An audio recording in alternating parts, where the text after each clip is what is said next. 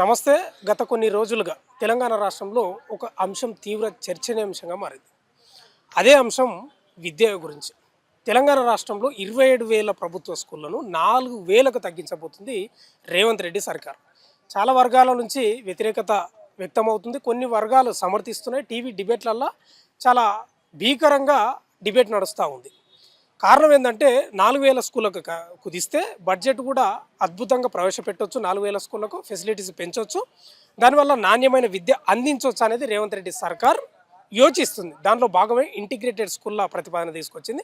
అయితే ఈరోజు ఉస్మానియా యూనివర్సిటీలో బీఎస్ఎఫ్ఐ నేతలు ప్రెస్ మీట్ పెట్టి తీవ్రంగా ఖండించారు. మాట్లాడదాం ఇదే అంశం గురించి. మనతో పాటు బీఎస్ఎఫ్ఐ ఉమెన్ కన్వీనర్ ప్రజ్ఞ గారు ఉన్నారు. ప్రభుత్వ లక్ష్యం ఏంటంటే, ప్రభుత్వం ఏం చెప్తుందంటే 27,000 స్కూళ్ళు ఉండడం వల్ల కొన్ని స్కూళ్ళల్లో పిల్లలు ఉంటే టీచర్లు లేరు, టీచర్లు ఉంటే పిల్లలు లేరు. దీనివల్ల ప్రభుత్వానికి ఒక భారంగా ఏర్పడ్డది. ఆ ప్రభుత్వ 27,000 స్కూళ్ళల్లో మంచి ఫెసిలిటీస్ కల్పించడానికి కూడా బడ్జెట్ సరిపోకపోవడం ఒక పాయింట్గా చెప్తా ఉన్నారు. 4,000కు తగ్గించి మంచి ఫెసిలిటీస్ కల్పించి ప్రతి స్టూడెంట్ను బస్సులో తీసుకెళ్ళి మంచి విద్యను అందిస్తారంట, నాణ్యమైన విద్యను. మీరు ఎందుకు వ్యతిరేకిస్తున్నారు ప్రజ్ఞ గారు? మీరు 27,000 స్కూల్స్ ఉన్నాయి, దాంట్లో నుంచి 22,000 స్కూల్స్ తీసేస్తాను, 4,000 స్కూల్స్ నేను నడిపించుకుంటాను అని అన్నప్పుడు మీరే అన్నారు కొన్ని స్కూల్స్లో స్టూడెంట్స్ ఉండే టీచర్స్ లేరు, టీచర్స్ ఉండే స్టూడెంట్స్ లేరు అని చెప్పి. మరి టీచర్స్ వేకెన్సీస్ ఎందుకు వేయట్లేదు? సరే టీచర్స్ లేరు, టీచర్స్ వేకెన్సీస్ కూడా వేయాలి కదా. చాలా మంది బీఎడ్ చేసిన వాళ్ళు చాలా మంది ఇట్లాంటి ఆపర్చునిటీస్ కోసం వెయిట్ చేస్తున్నారు.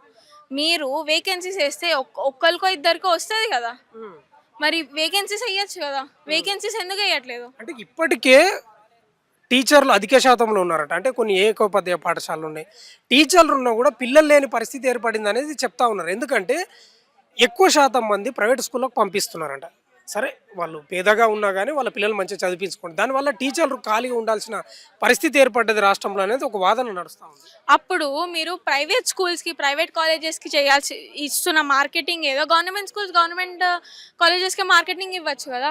ఇప్పుడు మీరు వెళ్ళి గవర్నమెంట్ ప్రైవేట్ స్కూల్స్, ప్రైవేట్ కాలేజెస్కి వెళ్ళి రిబ్బన్ కటింగ్ చేసినప్పుడు వెళ్ళి గవర్నమెంట్ స్కూల్కి చేయొచ్చు కదా. మీరే వెళ్ళి అడ్వర్టైజ్మెంట్ చేసుకోవచ్చు కదా, మార్కెటింగ్ చేయొచ్చు కదా. ఈ సో అండ్ సో ఏరియాలో so and so government school వచ్చింది, ఈ స్కూల్కి ఈ ఏరియా పిల్లల్ని పంపించండి అని చెప్పి మీరు అడగచ్చు కదా. అంటే ఇప్పుడు టీచర్లను కూడా ప్రభుత్వం సరిగ్గా ఉపయోగించుకోలేకపోతుంది. ఉపయోగించుకోవాలంటే స్కూళ్ళను కుదించి వీళ్ళని కరెక్ట్ ఉపయోగించుకోవడానికి మేము చేస్తున్న ప్రయత్నం అని చెప్తా ఉంది ప్రభుత్వం. సరే, మీరు ఆ మాట అంటున్నప్పుడు ఒకసారి ఎవరైతే ఈ గవర్నమెంట్ టీచర్స్ ఉన్నారో, ఎవరైతే ఈ గవర్నమెంట్ టీచర్స్కి ఉందో వాళ్ళందరికీ మళ్ళీ ఒకసారి ఎగ్జామ్ పెట్టమని చెప్పండి. ఎంతమంది నిజంగా చదువుకొని వచ్చినారో ఎంతమంది ఒప్పుకుంటారా అండి టీచర్లు? అంటే అది నా ఒపీనియన్. ఇప్పుడు టెట్ క్వాలిఫై కావాలంటేనే వాళ్ళు గగ్గోలు పెడతా ఉన్నారు. మళ్ళీ ఇప్పుడు ఎగ్జామ్ పెట్టమంటే అలా వాళ్ళ వాదన ఎట్లా ఉంటుంది మరి? అది నా ఒపీనియన్. అది చేస్తే చేయరా అది సెకండరీ, వాళ్ళ ఇష్టం, కానీ అది నా ఒపీనియన్. ఇప్పుడు ఏం చెప్తారు? 27,000 స్కూల్ 4,000 తగ్గించడం మీరు తప్పు. అది మీరు ఎంత ఇంటిగ్రేటెడ్ స్కూల్స్ పెట్టినా, ఎంత ఏం చేసినా కూడా గవర్నమెంట్ స్కూల్స్కి ఉండే వాల్యూ వాటిదే. మీరు గవర్నమెంట్ టీచర్లుగా వాళ్ళకి ఒక పోస్టింగ్ ఇచ్చారంటే గవర్నమెంట్ టీచర్కి చాలా రెస్పెక్ట్ ఉంటుంది. మరి వాళ్ళని ఎందుకు ఖాళీగా కూర్చోబెట్టడం? పంపించచ్చు కదా. ఇప్పుడు ఒక స్కూల్లో ఇంతగానం స్టూడెంట్స్ వస్తున్నారు, అసలు ప్లేసెస్ సరిపోవట్లేదు అని చెప్పి కొన్ని రిపోర్ట్స్లో వచ్చినప్పుడు అదే స్టూడెంట్స్ని మీరు అన్నట్టు బస్సుల్లో తీసుకొచ్చేటట్టు అదే స్టూడెంట్స్ని ఇక్కడి నుంచి వేరే దాన్ని కూడా పంపించచ్చు కదా. అదే కార్యక్రమం అని చెప్తా ఉంది ప్రభుత్వం. నేను చెప్తాను ఒక మాట. నేను 22,000 కాలేజెస్, 22,000 గవర్నమెంట్ స్కూల్స్ని తగ్గించేస్తాను అన్నప్పుడు ప్రైవేట్ స్కూల్స్కి, ప్రైవేట్ కాలేజెస్కి అనేది లీనియన్స్ పెరుగుతుంది. ఎందుకంటే 4,000 ఎక్కడ ఉంటాయి? ఎక్కడో ఒక సో అండ్ సో ప్లేస్ అనేది ఉంటుంది. ప్రాపర్గా ఇప్పుడు సిటీలో ఒకటి ఉంటుంది, ఊరవతలో ఇంకోటి ఉంటుంది. ఊరవతలో వెళ్ళే వాళ్ళు ఉండదు, కొంతమందికి వెళ్ళే ట్రాన్స్పోర్టేషన్ అది ఉండదు.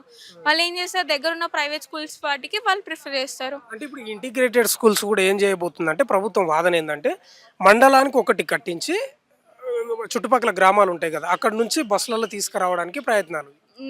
నా ఒపీనియన్ ఏంటంటే, వాళ్ళు ఎన్ని కోట్లు పెట్టి అయితే ఇంటిగ్రేటెడ్ స్కూల్స్ అవన్నీ కడుతున్నారో అంతే లక్షలు పెట్టి వసూలు చేస్తారు అని నా ఒపీనియన్. విద్యార్థుల నుంచి. ఇప్పుడు నేను చదువుకున్నానండి. ఇప్పుడు నా కాలేజ్ ఫీజు 4 లక్షలు. ఆ 4 లక్షలు నేను ఎక్కడి నుంచి కట్టినా అని చెప్పి నన్ను ఎవరైనా క్వశ్చన్ చేస్తారా? ఎవరు క్వశ్చన్ చేయరు. నేను ఒక్కదాన్నే కాదు 100 మంది కట్టిన 4 లక్షల ఫీజు. ఆ పిల్లోడు ఎక్కడి నుంచి కట్టినారని చెప్పి పోనీ మేము కట్టినప్పుడు ఎవరైనా మమ్మల్ని క్వశ్చన్ చేస్తారా? ఎవరు క్వశ్చన్ చేయరు. మరి అంటే మీ వర్షన్ ఏం చెప్తారు, ప్రభుత్వానికి ఏం చెప్తారు ఈ అంశం గురించి? నా పాయింట్ ఆఫ్ వ్యూ ఏంటంటే మా స్టూడెంట్స్కి ఇవ్వాల్సిన స్కాలర్షిప్స్ అనేటివి మాకు ప్రాపర్గా రిలీజ్ చేయాలి. ప్లస్ ఆ 22,000 ఏవైతే తగ్గించేస్తానో అన్నారో ఆ స్టేట్మెంట్ని మీరు బ్యాక్ తీసుకోవాలి. లేకపోతే will go against it. Thank you. BSFI తీవ్రంగా ఖండిస్తూ ఉంది స్కూళ్ళ కుదింపును. దీనివల్ల పేదలకు విద్యను దూరం చేయడం అనేది వాళ్ళ యొక్క ప్రధానమైన వాదన.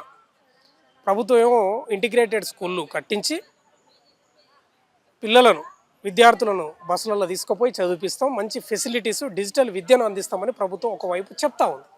కానీ టీవీ డిబేట్లలో రకరకాల వాదనలు అయితే వినిపిస్తూ ఉన్నాయి. మరి ప్రభుత్వం ముందుకు పోతుందా వెనకడుగేస్తుందా చూడాలి. మరి చూస్తూనే ఉండండి మన తొలి వెలుగు.